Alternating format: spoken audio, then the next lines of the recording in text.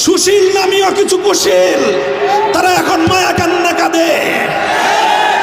খবরদার, হুঁশিয়ারি উচ্চারণ করতে চাই, 5ই আগস্টের স্বাধীনতা সংগ্রামের বিরুদ্ধে, গণ অভ্যুত্থানের চেতনার বিরুদ্ধে যারা কথা বলবে পিঠের চামড়া থাকবে না।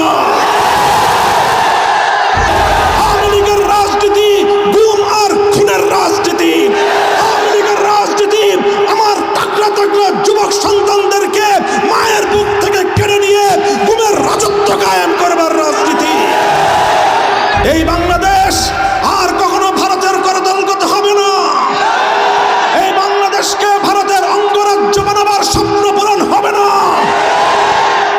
কট্টরপন্থী হিন্দুত্ববাদের আখড়া বাংলাদেশে পরিণত করতে দেওয়া হবে না। 5ই আগস্টের বিপ্লবকে যদি কেউ ছিনতাই করতে চায়, এদেশের ম্যাক্সিমাম জনগণের চিন্তা চেতনার বিরুদ্ধে যদি নতুন কোন ষড়যন্ত্র দানা বেঁধে উঠবার চেষ্টা করে, তোমরা সেই ষড়যন্ত্রকে রুখে দেওয়ার জন্য রাজপথে নেমে আসবে। من تبعهم ودعا بدعوتهم إلى يوم الدين. أما بعد، أعوذ بالله من الشيطان الرجيم. بسم الله الرحمن الرحيم. ولا تحسبن الله غافلا عما يعمل الظالمون إنما يؤخرهم ليوم تشخص فيه الأبصار. صدق الله العظيم. বাংলাদেশ খেলাফত মজলিস মাধবপুর উপজেলা শাখা কর্তৃক আয়োজিত আজকের এই সমাবেশে উপস্থিত সংগ্রামী সভাপতি, উপস্থিত বাংলাদেশ খেলাফত মজলিসের কেন্দ্রীয় জেলা ও উপজেলা পর্যায়ের দায়িত্বশীল নেতৃবৃন্দ, উপস্থিত ওলামা পরিষদ সহ স্থানীয় ওলামা নেতৃবৃন্দ, বিভিন্ন রাজনৈতিক দল ও গোষ্ঠীর সমবেত দায়িত্বশীল নেতৃবৃন্দ, মাধবপুরের সর্বস্তরের তৌহিদি জনতা, বাংলাদেশ খেলাফত মজলিস, খেলাফত যুব মজলিস ও ছাত্র মজলিসের বিভিন্ন ওয়ার্ড, ইউনিয়ন ও উপজেলা পর্যায় থেকে সমবেত আমার প্রিয় কর্মীবৃন্দ, আমরা আজকে ঐতিহাসিক আগস্ট বিপ্লবের 1 মাস পূর্ণ করতে চলেছি। এই পর্যায়ে আমি আজকের এই সমাবেশে দাঁড়িয়ে মহান রব্বুল আলামিনের দরবারে শুকরগুজারি আদায় করছি, যিনি দীর্ঘ 16 বছরের ফ্যাসিবাদী স্বৈরাচারী বাংলাদেশের মানুষের বুকের উপর চেপে বসা জগদ্দল পাথরের ন্যায় জালিম শাহী হাসিনাকে উৎখাত করে এদেশের মানুষের জীবনে স্বস্তি ফিরিয়ে দিয়েছেন। আমি শ্রদ্ধা ভরে স্মরণ করছি ছাত্র জনতা সহ ফ্যাসিবাদ বিরোধী আন্দোলন এবং সংগ্রামে যারা অকাতরে বুকের রক্ত ঢেলে দিয়ে বাংলাদেশের মাটি এবং মানুষকে তারা মুক্ত করেছে। এদেশের মানুষের মুক্তির জন্যে, মানুষের অধিকারের জন্যে, ন্যায় এবং ইনসাফের জন্যে, জুলুম এবং শোষণের অবসানের লক্ষ্যে শত শত হাজারো মায়ের বুক খালি করে আমার যে সকল দামাল ছেলেরা, সন্তানেরা, বোনেরা, মায়েরা, বাবারা যারা তাদের জীবন দিয়েছেন, শাহাদাত বরণ করেছেন, সকল ইমানদার শহীদ এবং অন্যান্য আত্মদানকারীদের শ্রদ্ধা করে আমি স্মরণ করছি। সেই সঙ্গে আমি আজকের এই মঞ্চে দাঁড়িয়ে স্মরণ করছি 2009 সালে পিলখানা ট্র্যাজেডিতে শাহাদাত বরণকারী দেশপ্রেমিক 57 জন সেনা কর্মকর্তাকে। স্মরণ করছি 2013 সালের শাপলা চত্বরে জালিমের বুলেটের আঘাতে ঝাঁঝরা হয়ে যাওয়া নবীপ্রেমিক হেফাজতের কর্মী এবং আলেম ছাত্র জনতা ও তৌহিদি শাহাদাত বরণকারীদেরকে। স্মরণ করছি 2014, 15, 16 সালে ফ্যাসিবাদের গুম, খুন, হত্যাকাণ্ডের শিকার বিরোধী নেতাকর্মীদেরকে। স্মরণ করছি 2021 সালে নরঘাতক গুজরাটের কসাই নরেন্দ্র মোদীর আগমনকে রুখে দেওয়ার প্রত্যয়ে দীপ্ত হেফাজতে ইসলামের শাহাদাত বরণকারী নেতাকর্মীদেরকে। এবং দীর্ঘ আন্দোলন এবং সংগ্রামে যত মানুষ হতাহতের শিকার হয়েছে, যাদের অশ্রুতে বুক ভেসেছে, আল্লাহ রাব্বুল আলামিনের দরবারে তাদের সকলের শাহাদাতকে কবুল করে শহীদি মর্যাদা দান করার প্রার্থনা এবং দোয়া করছি। সেই সঙ্গে যারা যেভাবে ক্ষতিগ্রস্ত হয়েছেন, আল্লাহ রাব্বুল আলামিন যেন তাদের সকলের সেই ক্ষতি কাটিয়ে উঠবার তৌফিক দান করেন, সেই দোয়া করছি। বাংলাদেশের বিস্তীর্ণ অঞ্চল প্রতিবেশী সুলভ, বন্ধু রাষ্ট্রের পরিচয় দানকারী, প্রভুত্ব ফলানো ভারতের একতরফাভাবে অন্যায়ভাবে ছেড়ে দেওয়া বানের পানিতে ভেসে যাওয়া বাংলার দক্ষিণ পূর্ব অঞ্চলের বিস্তীর্ণ বানভাসী মানুষের জন্য সমবেদনা প্রকাশ করছি এবং তাদের এই বিপর্যয় কাটিয়ে উঠবার জন্য আল্লাহ রাব্বুল আলামিনের কাছ থেকে তৌফিক কামনা করছি। দেশবাসীর প্রতি আহ্বান জানাচ্ছি, বন্যায় প্লাবিত মানুষের পুনর্বাসনে আপনারা যার যার সাধ্য এবং সামর্থ্য নিয়ে তাদের পাশে দাঁড়াবেন। প্রিয় সাথী ও বন্ধুগণ, বাংলাদেশে 5ই আগস্টের এই বিপ্লবকে, বৈষম্য বিরোধী এই গণ অভ্যুত্থানকে এদেশের মানুষ বাংলাদেশের দ্বিতীয় স্বাধীনতা হিসেবে চিহ্নিত করেছে। আমিও বলতে চাই, 2024 সালের 5ই আগস্ট অনাগত ভবিষ্যতে এদেশের মানুষের জন্য মুক্তির মাইল ফলক হিসেবে বিবেচিত হবে। 5ই আগস্ট আগামী দিনে হয়তো বাংলাদেশের মুক্তিগামী জনতার চেতনার একটি বাতিঘর হিসেবে জ্বলজ্বল করতে থাকবে। হয়তো আগামী দিনের প্রজন্ম 5ই আগস্টের বিপ্লব থেকে তারা বিপ্লবের চেতনা শিখবে। নতুন এই স্বাধীনতা পরবর্তী সময়ে আমি বাংলাদেশের সকল রাজনৈতিক ঘরানার নেতাকর্মী, দেশের আপামর জনসাধারণকে একটি বিষয় আমি সতর্ক করতে চাই। 1971 সালের রক্তক্ষয়ী মুক্তিযুদ্ধের মধ্য দিয়ে যখন বাংলাদেশের মানুষ স্বাধীনতা অর্জন করেছিল, স্বাধীন বাংলাদেশের অভ্যুদয় ঘটেছিল, 71-এর পরবর্তী সময়ে কিছু দুঃখজনক বঞ্চনার ঘটনা সংঘটিত হয়েছিল। 1971-এর স্বাধীনতা অর্জিত হয়েছিল ইসলামের কথা বলে, 1971-এর স্বাধীনতা অর্জিত হয়েছিল জালিমের বিরুদ্ধে মুসলিমের অধিকার আদায়ের সংগ্রামের নামে। 1971-এর স্বাধীনতা অর্জিত হয়েছিল এদেশের স্বাধীন মাটিতে কোরআন সুন্নাহ বিরোধী কোনো আইন প্রণীত হবে না, এই অঙ্গীকারের মধ্য দিয়ে। এরপর অত্যন্ত দুঃখ এবং পরিতাপের সাথে দেশের মানুষ লক্ষ্য করল, 1972 সালে একটি সংবিধান প্রণীত হলো, যে সংবিধান 1971-এর মুক্তিযুদ্ধের মুখপাত্র ছিল না, যে সংবিধানে 71-এর মুক্তিযুদ্ধের চেতনা বাস্তবায়িত হয়নি। 1972 সালের সংবিধানের মধ্য দিয়ে মূলত আমাদের পার্শ্ববর্তী বন্ধু পরিচয় দানকারী প্রভুত্ব ফলানো ভারতের চাপিয়ে দেওয়া প্রেসক্রিপশন বাস্তবায়িত হয়েছিল। মুক্তিযুদ্ধের চেতনা বিরোধী মৌলিক নীতিমালাগুলোকে পুঁজি করে বাংলাদেশের গণমানুষের অভিপ্রায়, মানুষের ইচ্ছা, মানুষের চেতনা, মানুষের দীর্ঘ সংগ্রামের যে ঐতিহ্য, সে ঐতিহ্যকে ভুলুণ্ঠিত করে, সে ঐতিহ্যকে বৃদ্ধাঙ্গুলি প্রদর্শন করে ভারত সরকারের শিখিয়ে দেওয়া, তাদের লিখে দেওয়া সংবিধান বাংলাদেশের মানুষের উপর চাপিয়ে দেওয়া হয়েছিল। আর সেভাবেই 1971-এর মুক্তিযুদ্ধের সফলতাকে ছিনতাই করা হয়েছিল।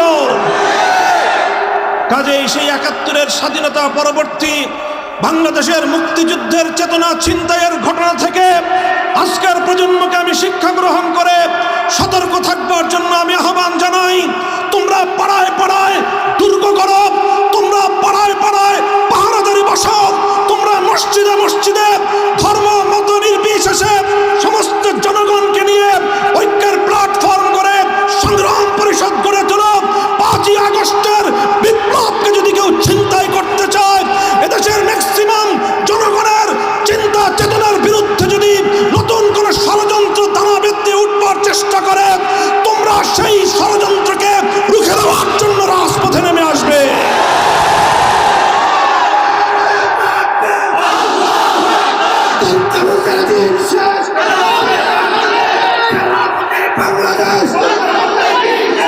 সংগ্রামী সাথী ও বন্ধুগণ, আজকের এই মঞ্চ থেকে বৈষম্য বিরোধী ছাত্র জনতাকে আমি অভিনন্দন জানাই।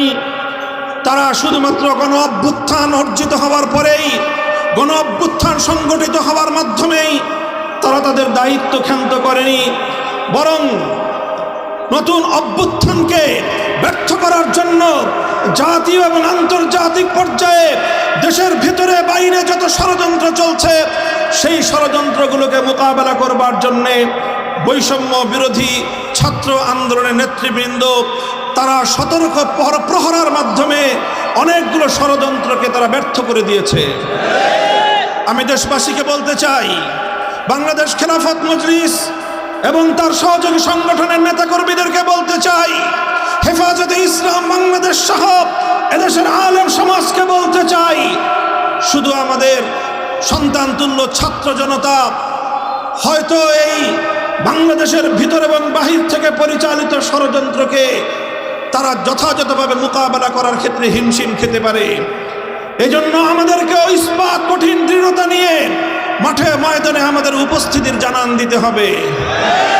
এই বাংলাদেশ আর কখনো ভারতের করদলগত হবে না।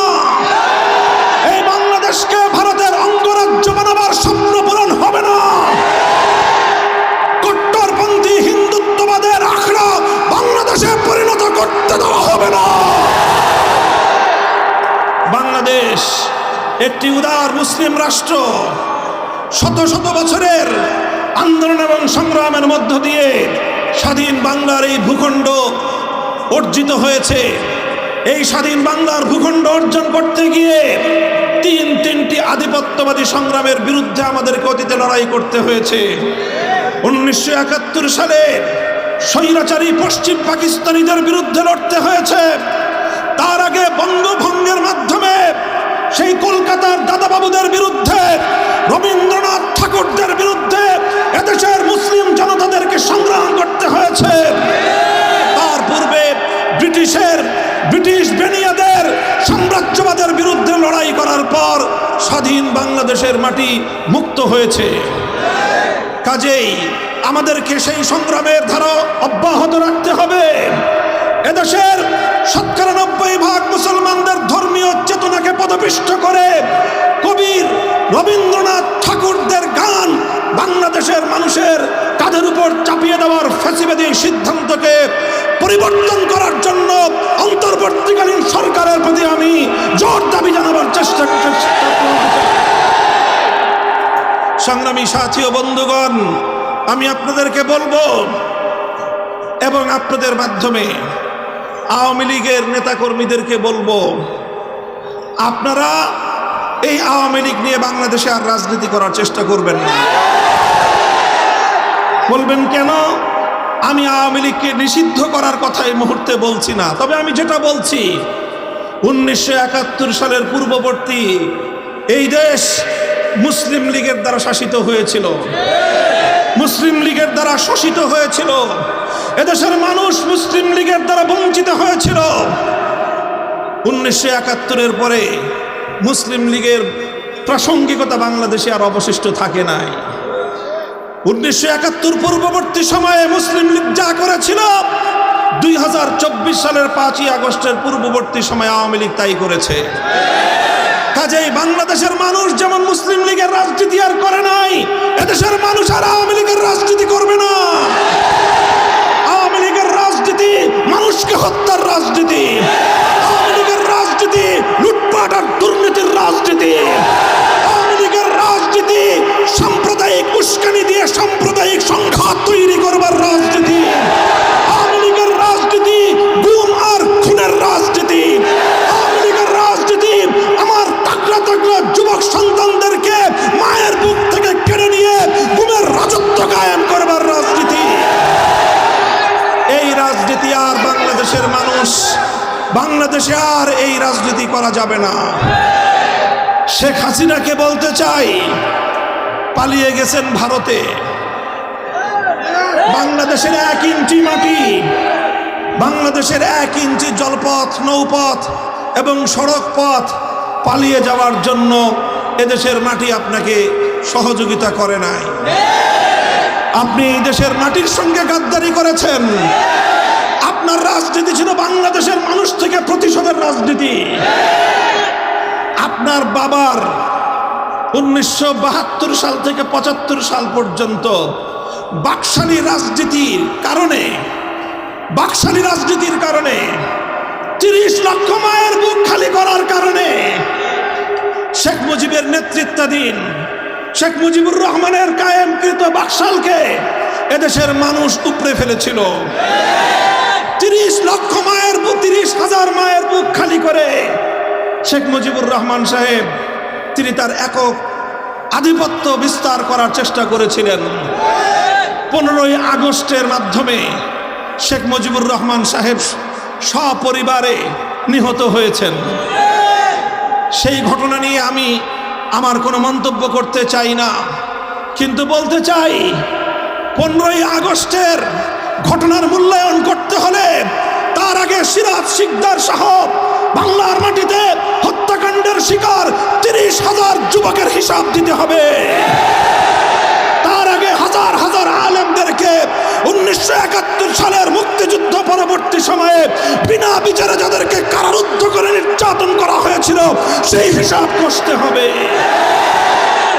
সেই হিসাব না কষে শেখ হাসিনা ঘোষণা দিয়েছিলেন যে দেশের মানুষ তার বাবাকে খুন করেছে তিনি সেই দেশের মানুষ কাছ থেকে প্রতিশোধ নিয়ে ছাড়বেন। সেটা তার 75 সালের ঘোষণা ছিল শেখ হাসিনা।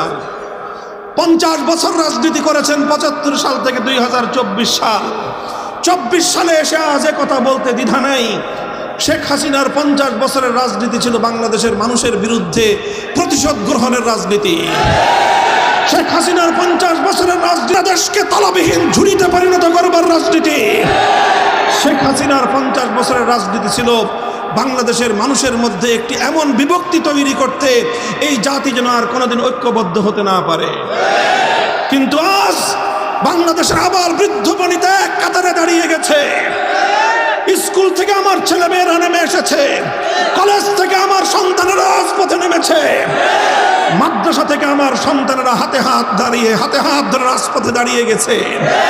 সকল varsity, public varsity, private university থেকে সকল ভেদাভেদ ভুলে গিয়ে, গরিব এবং ধনীর সমস্ত পার্থক্য ভুলে গিয়ে, মাদ্রাসা এবং স্কুল কলেজের ভেদাভেদ ভুলে গিয়ে, হিন্দু বৌদ্ধ মুসলমান ধর্মীয় পার্থক্য ভুলে গিয়ে মানুষ হিসেবে তারা মানুষের হাতে হাত ধরে অন্যায় এবং জুলুমের বিরুদ্ধে টেকনাফ থেকে তেতুলিয়া তারা দুর্বার প্রতিরোধ আন্দোলন গড়ে তুলেছিল।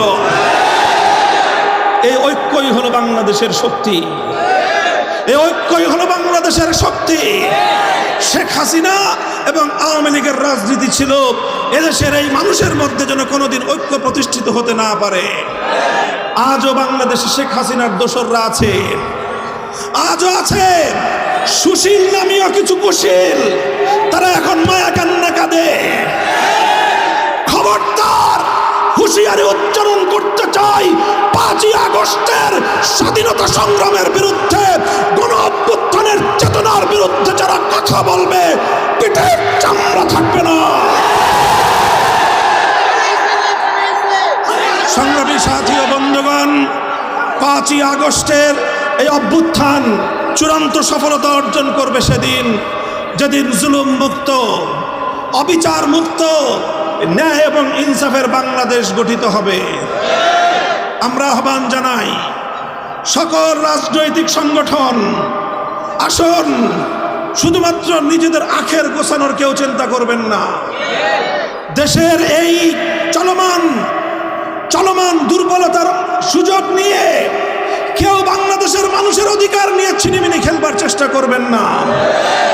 বাংলাদেশের বৃহৎ বিরোধী দল বিএনপি, জামাতে ইসলামী, ইসলামী আন্দোলন বাংলাদেশ খেলাফত মজলিস, জমিয়তে উলামায়ে ইসলাম, নিজামী ইসলাম পার্টি, এলডিপি, অন্যান্য যতগুলো দল, রাজনৈতিক দল আছে, আসুন আমরা সকলে হাতে হাত রাখি বাংলাদেশের মানুষ আজকে একটি অর্থনৈতিক মহা সংকটের মুখোমুখি পতিত।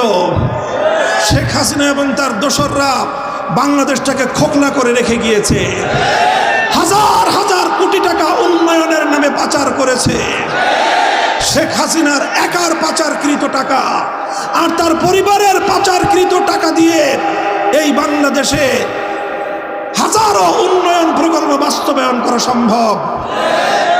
তাই আজকে আমি অন্তর্বর্তী সরকারের প্রতি দাবি জানাতে চাই, বিগত ফ্যাসিবাদী সরকারের পাচারকৃত সকল সম্পদ বাংলাদেশে ফিরিয়ে আনতে হবে। শেখ হাসিনা নরেন্দ্র মোদীর ঘরে বসে আমার বাংলাদেশের স্বাধীনতার বিরুদ্ধে, এদেশের ধর্মীয় সম্প্রীতির বিরুদ্ধে ষড়যন্ত্র করছে। তাকে দ্রুত, অতি দ্রুত সময়ের মধ্যে বিচারের মাধ্যমে, আদালতের প্রক্রিয়ার মাধ্যমে, প্রয়োজনে ইন্টারপোলে রেড অ্যালার্ট জারি করার মাধ্যমে হাজারো মায়ের সন্তানের হত্যাকারী শেখ হাসিনাকে ধরে বাংলাদেশের বিচার কার্যকর করতে হবে। আমার 2013 সালের শাপলা চত্বরের শহীদের বিচার করতে হবে। ভারতকে বলবো, প্রতিবেশী আছেন, প্রতিবেশী থাকবেন, আমাদেরকে শোষণ করার চেষ্টা করবেন না, ওই চিন্তা করবেন না। 18 কোটি শাহজালালের সন্তানদেরকে দাবায় রাখতে পারবেন না।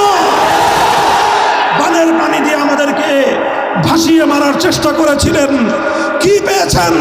এদেশের মানুষকে এই বন্যার পানি দুর্যোগ আরো বেশি ঐক্যবদ্ধ করেছে। কাজেই সকল আন্তর্জাতিক শক্তিগুলোকে বলি, বাংলাদেশের আভ্যন্তরীণ বিষয়ে এদেশের মানুষের ধর্মীয় চিন্তা চেতনা, ধর্মীয় সম্প্রীতির আদর্শের মধ্যে নতুন করে কেউ বাগড়া বাঁধানোর চেষ্টা করবেন না।